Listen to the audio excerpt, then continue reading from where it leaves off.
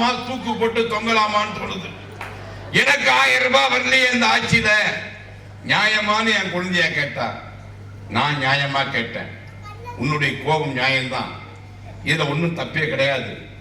நீ என்ன வேலை செய்யறன்னு என் குழந்தையா சொன்னா. நான் டீச்சர்னா. அடுத்து கேட்ட எவ்வளவு சம்பளம் வாங்குறேன்னு. அவ சொன்னா இந்த பிடிப்பு போவன்னா.